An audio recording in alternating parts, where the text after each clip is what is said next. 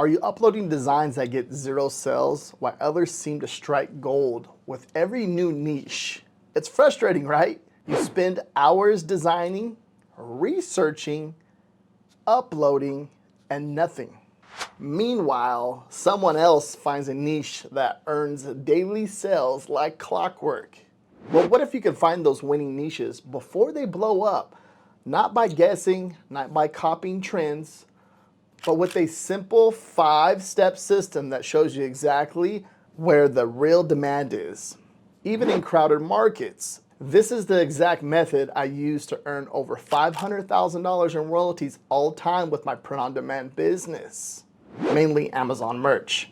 And I'm going to show you how to use it step by step. I'm RJ Martinez. I'm a print-on-demand seller and a content creator over 8 years of experience. Let's jump in. Step number 1, start on Amazon and Etsy. Type in your niche idea into the search bar, like funny plumber shirt. Well, now watch the autocomplete suggestions pop up. These are based on real shopper searches, not trends, not guesswork, actual buyer demand, which is really powerful. Next, look at the upload count. On Amazon, if there are fewer than 2,000 results, that's a great sign. Less competition, more visibility for your actual design. This step saves you from uploading to oversaturated categories where your work just disappears. Now let's see if people are actually buying in this niche. That's where the BSR comes in. Amazon's bestseller rank. The lower the number, the more that item is selling. A shirt with a BSR under 500K, that's a solid sign of consistent sales. I look at the top listings in the niche.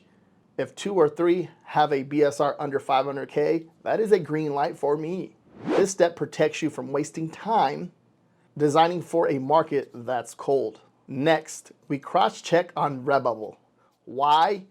Because you want to make sure the niche isn't just popular on Amazon, but across multiple platforms. You can even do this on Etsy. So I type in the same phrase, let's say retired gamer, and see what comes up. Do designs have favorites, reviews, or comments? Are new listings showing up regularly?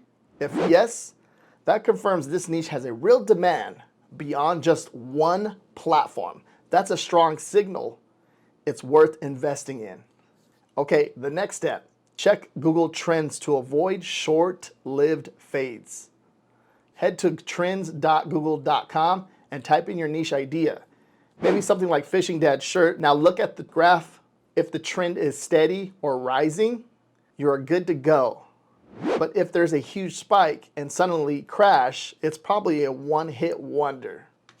Now keep in mind, when you go over to Google Trends and you type something in and there's no data, that means people are not searching for it enough. This step helps you focus on ideas that have lasting potential, not just a viral buzz. Now for the most fun part, let's talk crossover potential.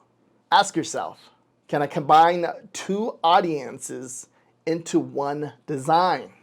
Instead of just nurses, how about gamer nurses? It's pretty cool.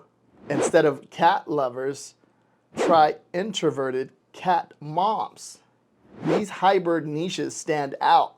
These feel more personal, more relatable, and way less competition. And you'll never run out of ideas. Just mix 2 passions. Skateboarding plus dad becomes skateboarding dad. Teacher plus coffee becomes a caffeinated teacher. This is where originality meets profitability. And that's what we want. Now let's do a quick recap. Start with Amazon and Etsy autocomplete. Check upload count for low competition. Validate sales with BSR. And you can even go on to Etsy, look at the reviews, look at the favorites, look at the add to carts, look at the listing. It's telling you really solid information. Confirm demand on Redbubble. Use Google Trends to avoid short fades. Add crossover potential to stand out. This system takes the guesswork out of the niche research and helps you create designs that are wanted, not just uploaded. If you found this valuable, be sure to like, subscribe, and check out my other videos for more print-on-demand strategies like this video right here, where I help you find low competition niches to give you a better idea of exactly how I do things.